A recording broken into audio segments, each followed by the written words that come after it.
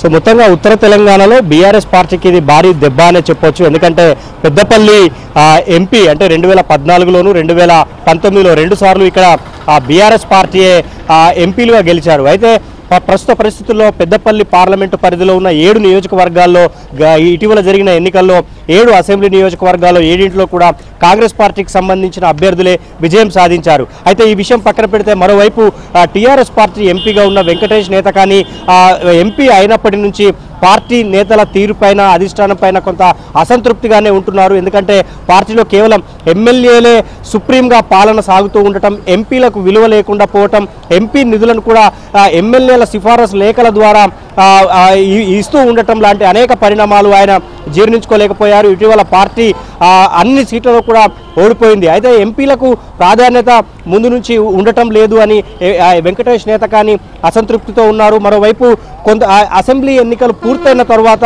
Peddapalli parliament పరిధికి తనను కాకుండా మరో వ్యక్తికి అధిష్టానం సీటు కేటాయిస్తుంది అన్న వార్తలు కూడా వినిపిస్తున్నాయి. ఇటీవల జరిగిన అసెంబ్లీ నియోజకవర్గాల సమీక్ష సమావేశాల్లో కూడా వెంకటేష్ నేతకానికి ప్రాధాన్యత ఇవ్వలేదు. దీంతో ఆయన కొంత అలకబూనారు. సో ధర్మపురికి సంబంధించిన కొప్పుల ఈశ్వర్ తెర మీదికి వస్తూ ఉండటం, మరోవైపు అదే సమయంలో బాల్క సుమన్ కూడా గతంలో ప్రయత్నాలు చేశారన్న వార్తలు వస్తూ ఉండటంతో వెంకటేష్ నేత కానీ అలకబూనారు. పార్టీ అధిష్టానం పైన తీవ్రంగా అసంతృప్తితో ఉన్నారు. ఈ నేపథ్యంలో ఆయన కాంగ్రెస్లో చేరారు. సో మొత్తంగా పెద్దపల్లి సిట్టింగ్ ఎంపీ కాంగ్రెస్లోకి వెళ్ళటం బీఆర్ఎస్ పార్టీకి అయితే ఉత్తర తెలంగాణలో ఒక బిగ్ షాక్గా చెప్పొచ్చు. ఇప్పటికే అసెంబ్లీ అంటే గడిచిన ఎన్నికల్లో అసెంబ్లీ ఎన్నికల్లో ఓటమి, తాజాగా ఎంపీలు చేరటం, చాలా చోట్ల అవిశ్వాస తీర్మానాలు, జెడ్పీటీసీల స్థానిక నాయకత్వం అంతా ఖాళీ అవుతూ ఉండటం కొంత పార్టీకి కోలుకోలేని దెబ్బే. సో మొత్తానికి ఒక పెద్ద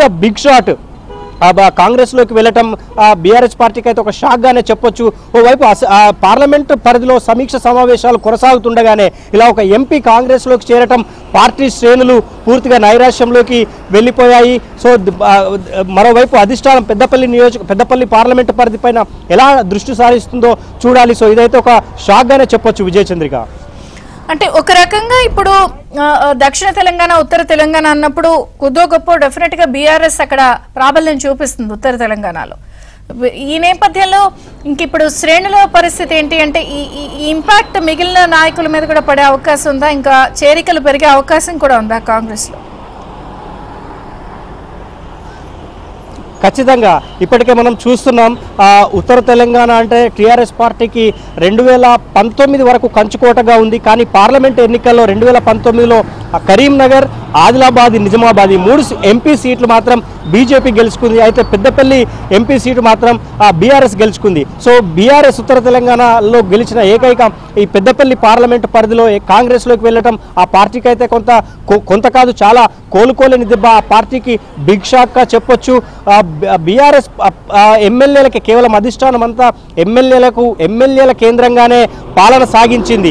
ఎంపీ నిధులు కూడా కంప్లీట్గా ఎమ్మెల్యేల చేతుల మీదుగానే పంపిణీ అంటే చేయాల్సి వచ్చింది. సో ఈ నేపథ్యంలో ఎంపీలంతా కూడా అసంతృప్తితో ఉన్నారు. మరోవైపు కేసీఆర్కు కుడి ఎడమ భుజాలుగా ఢిల్లీలో ఉన్న కవిత కానీ వినోద్ కానీ ఓడిపోయిన సందర్భంలో పెద్దపల్లిలో వెంకటేష్ నేత కానీ గెలిచారు. సో ఆయన తాజాగా కాంగ్రెస్లోకి వెళ్ళటం అయితే కొంత పార్టీకి పెద్ద మైనస్గానే ఉంది.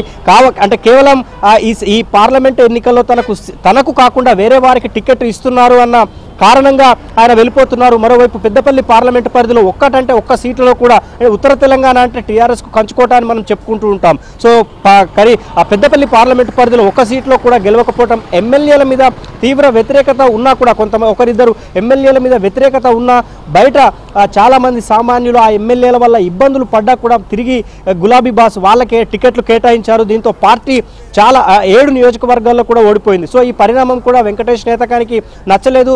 తాను చాలా సందర్భాల్లో అధిష్టానాన్ని కలిసి తన బాధను చెప్పుకునే ప్రయత్నం చేసినా కూడా తన బాధను వినలేదు అన్న అసంతృప్తి కూడా వెంకటేష్ నేతకాని ఇటీవల కొంతమంది పార్టీ శ్రేణుల దగ్గర వ్యక్తం చేసినట్లు మనకు సమాచారం. సో మొత్తంగా ఆయన కాంగ్రెస్లో చేరటంతో ఉత్తర తెలంగాణలో బీఆర్ఎస్కు అతిపెద్ద దెబ్బ అని చెప్పొచ్చు. ఇటీవల మనం చూస్తున్నాం కేవలం జెడ్పీటీసీలు లేదా మున్సిపల్ కౌన్సిలర్ లాంటి స్థానిక నేతల చేరికతోనే బీఆర్ఎస్ పార్టీ అధిష్టానం అలర్ట్ అయి కొంత బుజ్జగించే ప్రయత్నం చేసింది. కానీ అధికారంలో ఉన్నప్పుడు స్థానిక నేతలను పట్టించుకోలేదు. ఎంపీ లాంటి నేతకి కనీసం పార్టీలో విలువ ఇవ్వలేనప్పుడు ఇంకా కింది స్థాయి నేతల పరిస్థితి ఏంటి అన్న ప్రచారం చర్చ కూడా జరుగుతోంది. సో ఈ నేపథ్యంలో ఎంపీలకు విలువ లేకుండా ఉండటంతోనే వెంకటేష్ నేత కానీ కాంగ్రెస్లోకి వెళ్ళిపోయారు. సో జరిగిన అనేక పరిణామాలు, ఇటీవల అసెంబ్లీ సెగ్మెంట్ల వారీగా చేస్తున్న సమీక్ష సమావేశాల్లో కూడా వెంకటేష్ నేతకానికి తగిన ప్రయారిటీ ఇవ్వలేదు అని ఆయన బాధపడుతూ ఉన్నారు. తన అనుచరుల దగ్గర తన బాధను కూడా వెలిబుచ్చుకున్న పరిస్థితి అయితే కనిపించింది. వాస్తవానికి అసెంబ్లీ అంటే పెద్దపల్లి పార్లమెంటు పరిధిలో ఉన్న ఒకరిద్దరు నేతలు ఎంపీ టికెట్ కోసం ప్రయత్నాలు చేయటం, అసెంబ్లీ నియోజకవర్గాల వారీగా ఓటర్ల లిస్టును తెప్పించుకోవటం వెంకటేష్ నేతకానికి తెలియకుండానే ఇదంతా నడవటం ఆయన జీర్ణించుకోలేకపోయారు. ఒకరిద్దరు నేతలపైన బహిరంగంగానే ఆయన అసంతృప్తి వ్యక్తం చేశారు. సో ఆయన అధిష్టానం దృష్టికి తన బాధను చెప్పుకోవటానికి కూడా అవకాశం ఇవ్వకపోవడంతోనే ఆయన ఈ నిర్ణయం తీసుకున్నారు. సో ఉత్తర తెలంగాణలో బీఆర్ఎస్ పార్టీకి అయితే ఇది ఒక పెద్ద దెబ్బ